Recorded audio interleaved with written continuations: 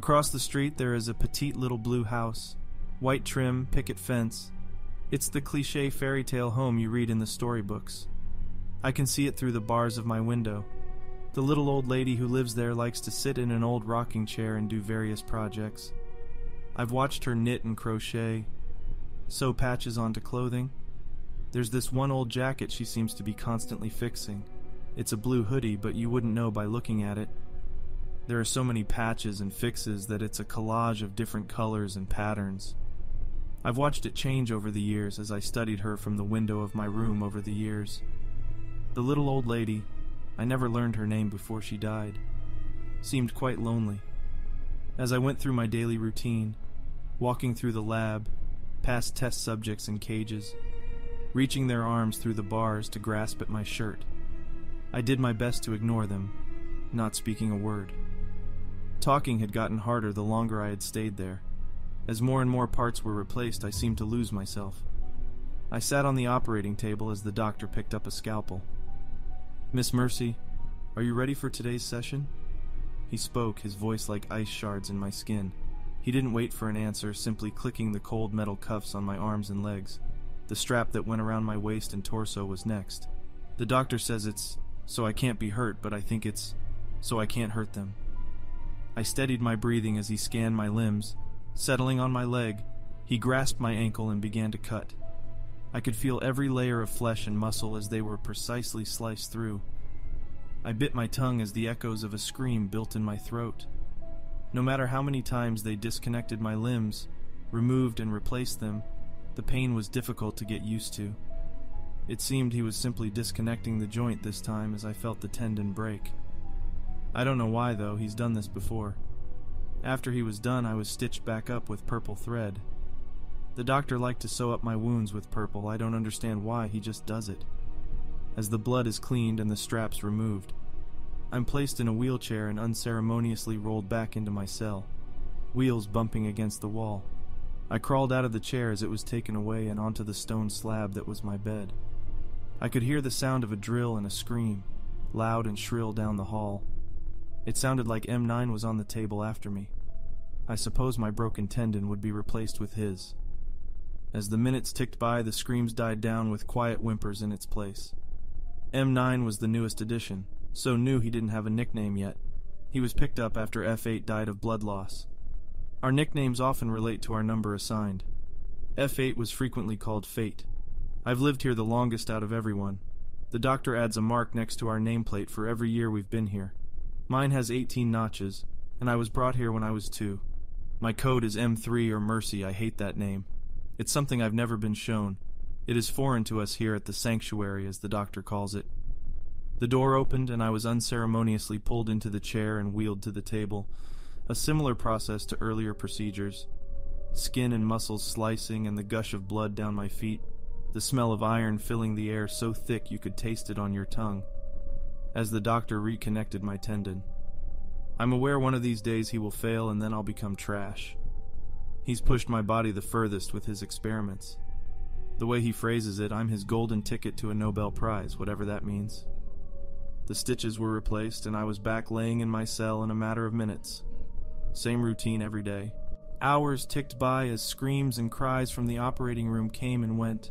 I stared out the window. There was no doubt the old frail lady in the rocking chair couldn't hear the screams of my fellow prisoners, but there she sat, sewing a new patch on that stupid hoodie. I felt something I hadn't in a long time. Rage. I had long since given up on feeling things, but this was different. The feeling burned in my chest. I hated the woman across the street for doing nothing to help the children locked in this godforsaken sanctuary. I hated the so-called doctor for what he did to me and everyone else in here. Furthermore, I looked at the door, and for the first time in a long time wondered what it would be like to get out and see the world. Logic, however, told me that wasn't possible, but I couldn't help but imagine just how nice it would feel to have the doctor begging for the pain to stop on his operating table. My ears began to ring with what I could only imagine his screams might sound like. Oh, how I wanted to know, to hear him beg, scream the name he assigned me only to have it denied. I wanted so badly to dissect him and remove limbs and tendons. As my thoughts filled with mental images of blood and screams, I didn't notice the silence of the complex. No drills or screams filled the halls as the lights began to flicker, and a buzzing filled my ears. The bulb outside my room exploded and the buzzing stopped. However, I was now shrouded in darkness, barely able to see 4 feet in front of me. I attempted to stand, finding no pain in my ankle. Odd shouldn't be able to stand on it. I pressed onward to my door, finding the door unlocked. I couldn't help but smile. Maybe luck had shone on me for the very first time. I pushed the door open and stepped out into the hallway. The buzzing noise returned, but that only spurred me onward, like an encouraging voice. Walking down the hallway to the operating room, I looked over all the tools available and picked up the scalpel. Not my first choice, but I'm not a picky fella. The doctor was nowhere to be seen so far as I began my search of the building. The high-pitched whine in my ears faded and rose with an unknown tempo. I eventually found him in what looked to be a kitchen. I had never been in this particular room. He was sitting at a table reading a thick book that he placed down and looked up at me with a start. "M3, what are you doing out of your room?" I gave no response and simply walked towards him, picking up the book he had just set down. I slammed it into the side of his head with all the force I could muster.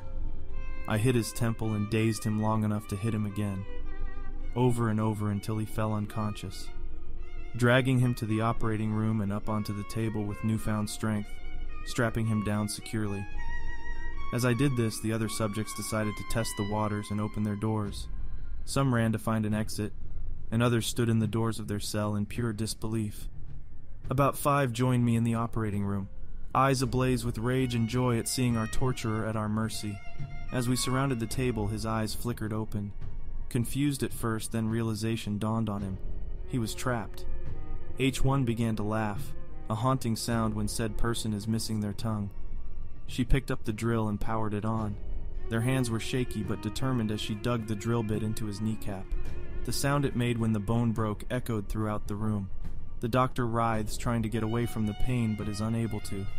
I held up the scalpel in my hand to his left eye. He blinded mine after a failed attempt, so now it was his turn. An eye for an eye, as they say.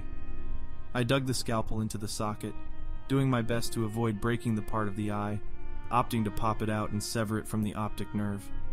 He continued to scream as my cellmates went about their revenge. H1 handed Y7 the drill and picked up a knife at a nearby table, grabbing his jaw and holding it open, slicing his cheeks up his jaw, creating a crooked smile. She wasn't done, however she dug the knife deeper. The sound of metal on the bone as she tried to pry the joint away from his face was music to our ears. After a few moments there was a loud crack and a guttural scream as the joint on the left side of his jaw disconnected. While she was doing this, I successfully removed the eye from the socket. It hung down the side of his face uselessly just before I sliced through the nerve. It fell down and onto the floor. I looked at it and picked it up, slicing it and letting the inside ooze out into what was left of his mouth. His eye that was left rolled back as the pain became too much, puke bubbling up his throat out of his broken jaw. It seemed our fun was about to come to an unfortunately quick end. How boring. The light faded from his eyes and I backed away from the table. The others continued to mutilate his body. By the time they would be done, he would be unrecognizable. But I chose to wander away from the body, looking instead for a way out. Ragged clothes stained from blood. I eventually found it and pushed the heavy door open. The light of twilight coats the world in a soft orange hue. I looked across the street at the blue house. The patched hoodie was hung on the picket fence. It seemed almost like an offering as I walked toward the house. Picking up the jacket, it was huge compared to my thin body. As I pulled it over my head, relishing in the thick fabric, I walked up the path and stepped to the door to push it open. I wanted to ask the lady why she never helped us, but the scene before me was enough to take the already few words I had. The frail old lady whom I had watched over the years from my window was dead, hanging from the rafters, nails bloody as it seemed she tried to escape the rope that encased her neck. A black plastic mask was delicately placed on the table next to her hanging body. One large red eye and a blocky half-smile decorated one half of the mask. The other side looked almost like a replicate of a stained glass window. Different colors painted on. I realized there was no way to see through the stained glass side. but that was fine. I told myself that at least as I picked it up, pulled it over my face, and turned out of the house. I glanced at the mailbox as I passed. A single name was placed on it. It had to be the lady's last name. Hackett. What a nice last name to have. It has a nice ring, Mercy Hackett.